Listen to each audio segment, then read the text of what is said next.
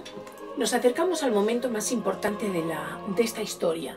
¿Recordáis que cuando a Jesús se lo llevaron del huerto, donde estaba orando con sus discípulos, Él les dijo: ¿pero por qué me quitáis, me lleváis de noche y venís con espada en contra mí cuando he estado entre vosotros predicando, hablando? Me podíais haber llevado en cualquier momento. ¿Por qué elegís la noche? Pero ellos lo llevaron, y lo llevaron a la casa de alguien muy importante en ese tiempo. Este era Caifás. ¿Quién era Caifás? Pues era nada menos que el sumo sacerdote. ¿Eso qué quiere decir? Era el jefe de los sacerdotes ese año. Es el que tenía autoridad sobre todos los sacerdotes. A Jesús lo habían llevado los sacerdotes, por supuesto, lo habían llevado los soldados del propio templo, estaban ahí también los escribas, estaban los fariseos. Los escribas es este es el escriba, los fariseos. Y entonces Caifás le dijo a Jesús: acércate. Entonces Jesús se acercó. Y Caifás le preguntó: dinos, ¿eres tú el Hijo del Dios viviente? Y Jesús calló. Y una cosa que habían hecho ellos, como no tenían de qué acusarle, ¿cómo le iban a acusar?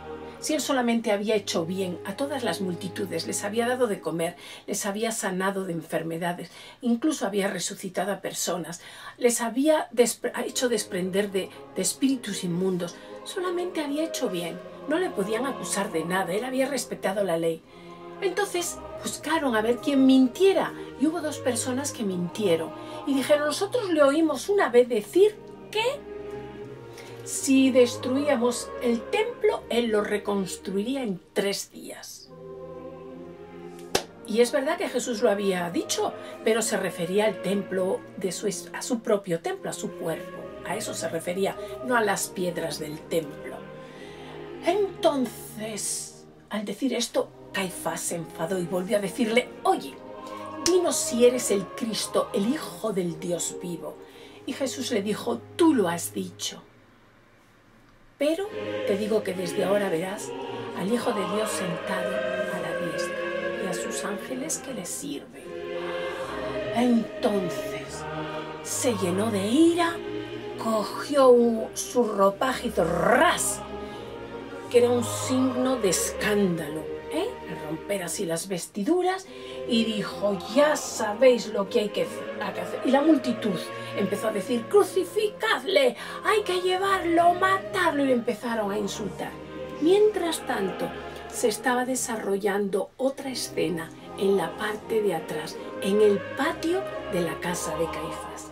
Allí vemos que estaba Pedro, estaban algunos discípulos lejos, no podían entrar en la casa de Caifás. Y como era una noche que hacía frío, habían encendido un fuego en el patio y así se estaban calentando las manos.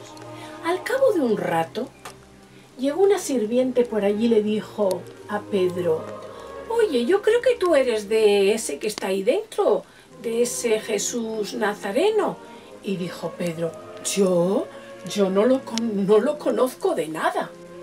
Bueno, ella se marchó y al cabo de un rato llegó otra criada y le dijo: ay, no puedes negar que eres de ellos, tienes hasta el acento como él, como Jesús de Nazareno. Y Pedro volvió a decir: no, yo no lo conozco de nada.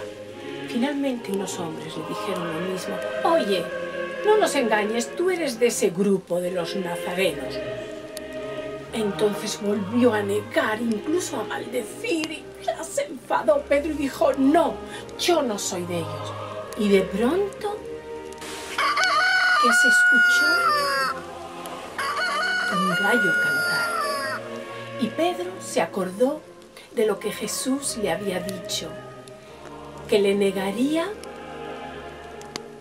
3 veces antes de que el gallo cantara. Y entonces Pedro se llenó de pena y se fue de aquel lugar. En otro evangelio dice que Jesús se volvió y lo miró, pero lo miró con mirada de misericordia, no de enojo.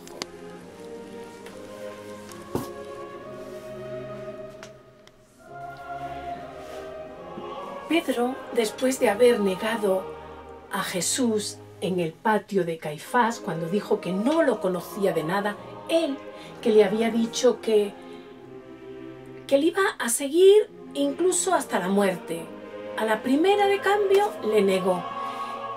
Como digo, profundamente triste, se marchó de allí y seguramente volvió al lugar donde habían estado orando pocas horas antes, y él estuvo reflexionando acerca de todo lo que Dios había hecho, lo que Jesús había hecho por ellos, la alegría que tenían de ir juntos de una aldea a otra, predicando el Evangelio, anunciando las buenas nuevas, viendo sanar a los enfermos, viendo resucitar a los muertos. Fueron tiempos muy alegres en los que él estaba profundamente agradecido a Jesús, y ahora lo había negado. Y se acordó también que Jesús dijo: porque si me negáis delante de los hombres, yo os negaré delante de mi Padre que está en los cielos. Entonces no podemos negar a Dios, ¿verdad? Y también se acordaba de cómo Jesús había orado por ellos.